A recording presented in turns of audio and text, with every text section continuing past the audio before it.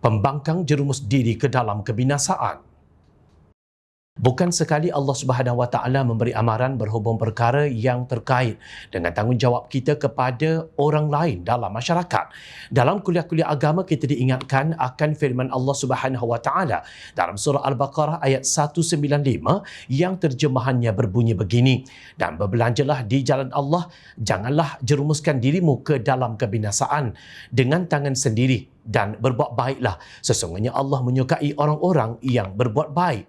Bagi pemimpin politik yang berkuasa, berbelanja itu bermaksud menyalurkan sumber yang ada untuk menyara kehidupan rakyat jelata yang berada di bawah tanggungjawabnya. Kegagalan berbelanja sebagaimana yang dituntut Islam adalah perbuatan korup yang membinasakan diri sendiri. Menilai senario politik di negara ini, adakah pimpinan Perikatan Nasional sudah gagal yang sekaligus menjerumuskan diri mereka ke dalam kebinasaan? Jom kita telusuri sejarah politiknya. Pada 7 Januari 2018, satu perjanjian telah dimuktamadkan yang dipersetujui semua pemimpin Pakatan Harapan dan pucuk pimpinan bersatu. Dalam perjanjian tersebut, pimpinan Pakatan Harapan menerima pengerusi bersatu ketika itu Tun Dr. Mahathir Mohamad sebagai calon Perdana Menteri jika memenangi pilihan raya umum ke-14.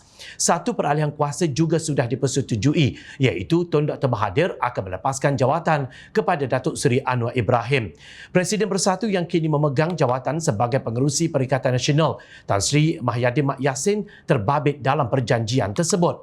Namun sejarah juga mencatatkan Tun Dr. Mahathir bertolak dalih dan Mahyadin tidak berpegang kepada komitmennya dengan memungkiri janji tersebut menerusi langkah syaratan pada pagi 23 Februari 2020. Turut bersama Mahyadin beberapa orang kanan Anwar sendiri yang diketuai oleh Datuk Seri Muhammad Azmin Ali.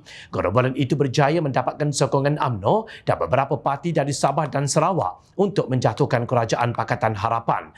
Presiden PAS yang juga Timbalan Pengerusi Perikatan Nasional mengaku beliaulah yang memulakan langkah untuk menggulingkan kerajaan yang telah diberikan mandat oleh rakyat pada pilihan raya umum ke-14 itu.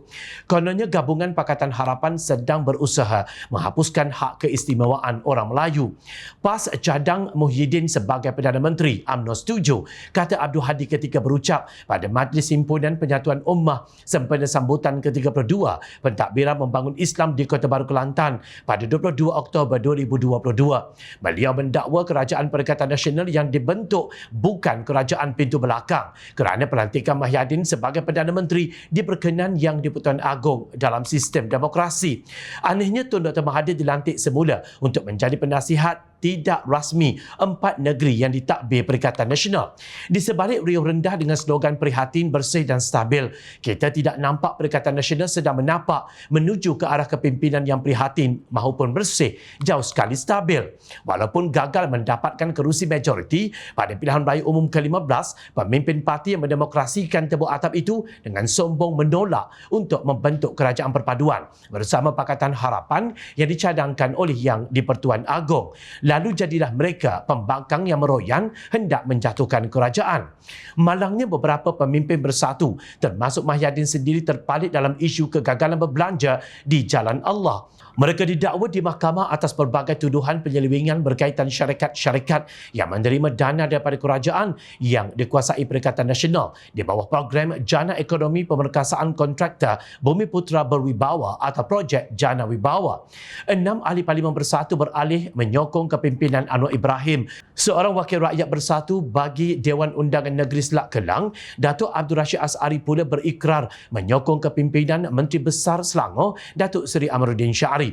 Berikutan itu, Mahyadin dalam Majlis Konvensyen Wakil-Wakil Rakyat Perikatan Nasional 2024 mencabar kerajaan perpaduan bahawa mandat harus dikembalikan kepada rakyat menerusi pilihan raya kecil PRK di semua kerusi terbabit. Mengulas mengenainya, Anwar berkata Mahyadin sendiri patut menjawab persoalannya kerana beliau adalah kepala lompat parti. Dia yang pakar pergi lompat dan scheme of things. Itu dia patut jawab mengapa orang sudah hilang keyakinan kepada Bersatu, katanya kepada media.